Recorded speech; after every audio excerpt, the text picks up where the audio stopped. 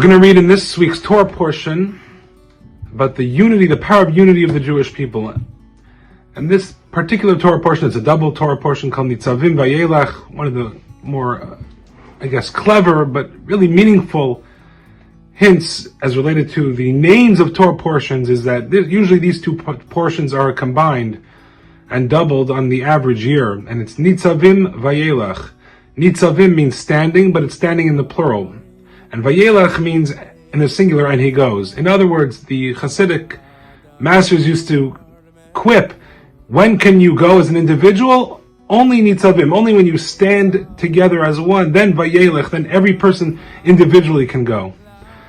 Be that as it may, there's a beautiful verse in the Haftorah, which is what I want to focus on for a few minutes. The Haftorah, the section from the prophets that we read after we read from the Torah scroll, the double Torah portion. And in this Haftorah, in a very famous passage from the prophet Yeshayahu, from Isaiah, who says the following, Shuva Yisrael ad Hashem Elokecha ki chashalta ba'avonecha. Return, Jewish people, literally up until the Lord your God, because you have stumbled in your sins. So in the world of Elisha Torah, there's a very well-known story that the founder of Elisha Torah, Rabbi Noah Weinberg, was making a Brit Milah, a circumcision for his second youngest child, Rabbi Yehuda Weinberg. And this is now in 1976, something like that. And one of the great rabbis of the generation who was alive, and he passed away in 99, Rabbi Shach, traveled from the city of Bnei Brak to Jerusalem to be the Sandik, to hold little Yehuda Weinberg in his lap as they performed the circumcision. And Rabbi Shach, who was used to the stronghold of Bnei Brak, a very, very serious religious city, when he walked into the yeshiva, to the study hall of Elisha Torah, and he sees Jews from all different backgrounds, from America, from Chile, from Brazil, from England, most of them young men who decided to come to Judaism on their own accord, very unlike the city in which he served as the great dean, Bnei Brak, where all those are third, or by that point, third, fourth, fifth generation Bnei Brak citizens, serious scholars, religious their whole lives, their great-grandparents. He was amazed by the sight that young people were coming back to Judaism en masse. And he said, is this person just came to the yeshiva? This person, that person? They said, yeah. So he was amazed. And so he gets up they asked him to speak. And by the way, this is a very rare occurrence that Rabbi Shach would leave Bnei Brak at all, and certainly to come drive the hour to Jerusalem and leave his yeshiva. But he actually wanted to speak. He said, I want to address this holy congregation. And he got up and he said, it says in the prophet, these words, Shuva Yisrael Hashem Elokecha, return Jewish people up almost until the throne of glory of God.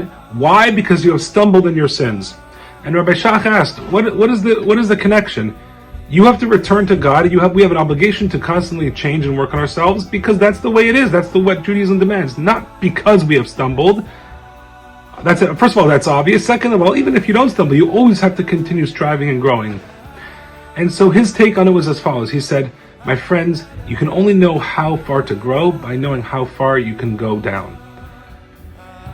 Because you stumbled in your sins, because you know how low you can go and how far away you can be disconnected from your potential, to that same measure, commensurate to that, is how high you can climb and reach the stars. So return to the Lord your God up until the throne of glory. Not exactly there, that's God's domain. So until the throne of glory, because you have stumbled in your sins. Because you know how far you can go downward, that's commensurate to that is how high you can go upward. It's an amazing lesson. And therefore he concluded his little talk with this very, very powerful words. And he said, to conclude his words, my friends, you all know how far you came, and for you the sky is the limit.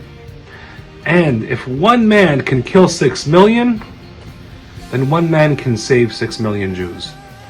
This is a powerful lesson as we read the Haftorah and as we really understand the message and the charge of the hour and the holiday that's upon us. If one man can do so much damage, if one country can threaten an entire civilization and fund all their proxies of evil, then we as Jews who have the power, so much more so, 10 times that power to change humanity and society, we can change the world for the better. The way that they want to destroy it, we can rebuild and make it even better. But it's all up to us. Only if Nitzavim, if we're all standing in unity, then Vayelech, then we individually can walk forward.